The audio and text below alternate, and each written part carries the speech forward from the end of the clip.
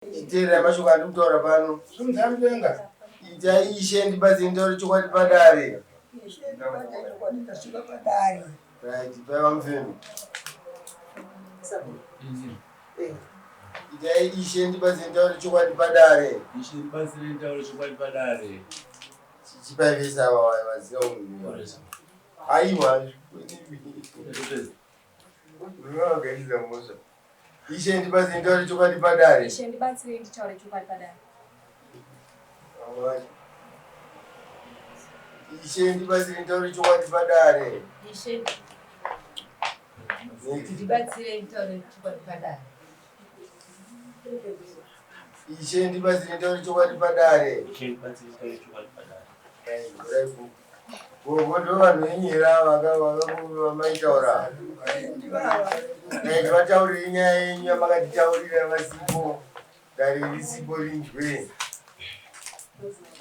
Nanga ndiri kumba ndakagara mukumadeko kuino vakauya msema vakati mangwana mai muyambuya muuye namusangano kumba kwangu ndikarara mangwana kusini ndikamuka ndikaenda kudare kwacho noona kuneng'anga nevanu apa ini ano vandishedzera ndiye dare iyoyo ndona ndikazi kumapika kidara iwo vani mai vakutaura vana vai kana msemo alipo vana vamai apa nomukazi uyu anga alipo nemumwe wasara mwana nokuti imwambuya kwamakavo kwakafa vazukuru akawanda varoya mbuya vaja vana vazukuru vacho vapedza kuja varoiserekana vana vapedza vana vasara tumi nikati ini akati ndimwe varoyi nikataka ndiona uroyi wacho asi ama yangu asi ama dzangu ndoso ndakasvika kokuti ndikwire dare kuti madare andibvisisewo kuti uroyi wacho wagwera kuutano isiri ama yangu ndopandakakwira dare akanga kudedza kumba ndisabu vamufemi titaurire nyaya irapa. Alright, pamusoro irimuka kuti ndizoshedza vanhu ava takashedza village rose shure kwekunge nyaya iyi yabva kwavachirero vachinzi kune mwana anoda kurapiwa nanasekuru vandinawo pano ndivachirero kati vachirero nyaya iyi yaita mudiki madii kuti varapirwe ikoko zvanzi ndive kubvuku kwake ikoko vanofanira kurapwa ikoko ati asi inini chiuyai varapwe tiri pamwe chete. Saka vanhu vaungana ndakatiteedza vanhu vese vanhu vaungana ndakatovafonera vachirati chiuyai vanhu vaungana zvikanzi fane kuita ndinosvika manje manje.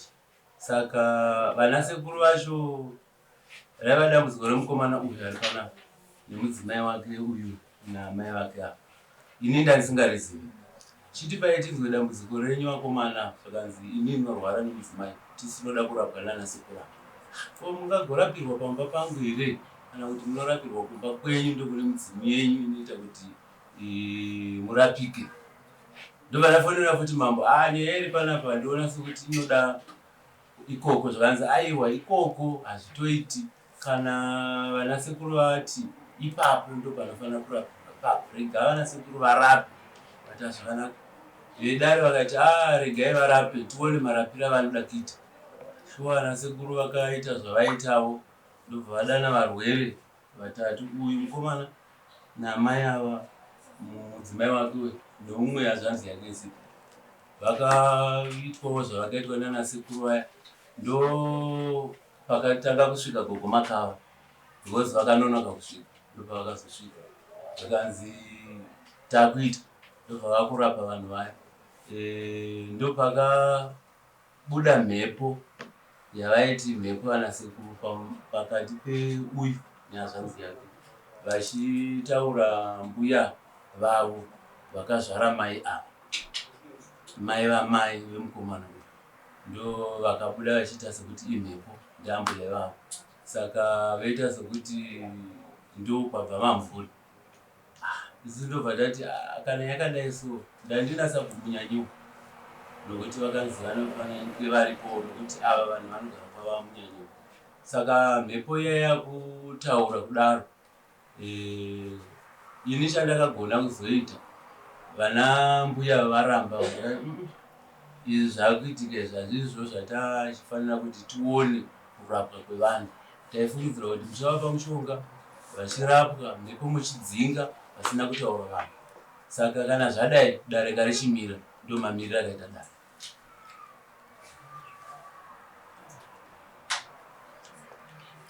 Airwara chicha maya mai ava havana ukama. varwere vachona ndivanani Unonzani? kweimimi zvinolinga papi namai ava Nani?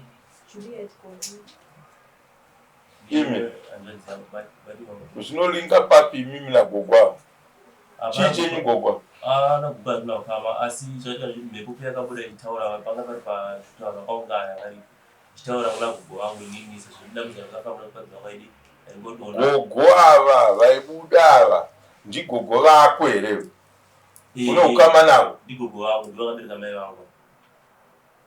Vapi manje vakabereka mai vangu?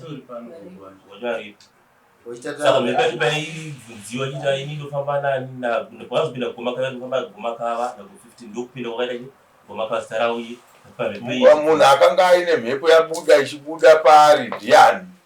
Mudzimai wangu nehanzvadzi yangu yasara anobhadhara mombe kuna gogo avo nehwai funanga munhu uroi hamuna ukama nagogo ava rapa mungada makapedzera nyaya dzenyu kuna gogo vanobereka mai vako iwe muri mega ikoko kwete kuti muzonoti agogo ava anofamba nanhingi zvamune muchiita zvokufurirana zvezvo kuti kana mukatadza mudzimba dzenyu hamudi kurwara wamuda kuti arware ndiani pamunezenge mako munhu ari kutaura mudzimai wako ndiye akanga achitotaura achinanga vanhu uroi ndoshamu dzake izvozvo handiti ka hapana zvimwe zvatoda kuti titaure zvisina basa handiti mazvo dai akanga achitaura gogo nhingi amai vako amwene vakavo namai vavo amwene vavo kwete zvekuzonobata vanhu vekuraini 14 days kubva nhasi ndoida mombe yacho kana kuti $300 maprofita acho nanganga dzaina dziri kupidzoti mege wadzosera kuchinoisei saka ivo vakasiya vakurapa toda madetails avo ndovana kusiya vachikonzera pandamonium mumusha mevanhu vachirwisanisa vanhu chaurwara chii chachona chamunosvika pakuzonotora uroyi wokuti unoroyirwa nevanhu kutounganidzirwa varoyi munovaziva sabhuku akuna kuitiswa zvakapurusa zvakadai zvamakanga matoramba kurapa kuti aiwa kana munhu uchirapa ende norapirwa kumusha kumba kwako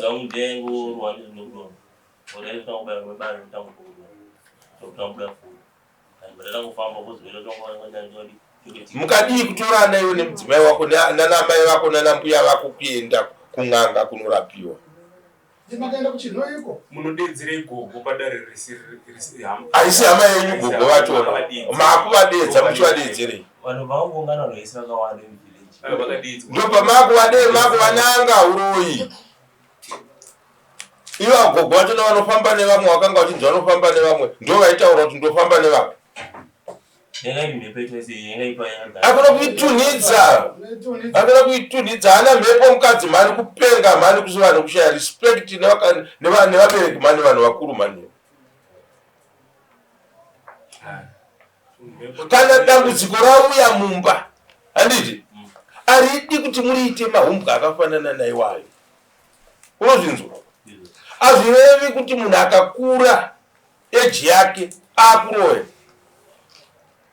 iwe hausi kukura ndozvawakanga urire zvauri nhasi handitese tiri kukura saka wanzi waakuroya noti wakura hazvisiri izvozvo ndoda mombe yamunopa gogo 14 days kubva nhasi $300 kana kuti mombe inofamba wai kuno kwamama Why $100? $400 zvese. Zvatinoda puno. Musi wa17. Muhoma kakuisa tambo ishiwa togamuchira. Next court vamurangano. Next court. Doing Posia.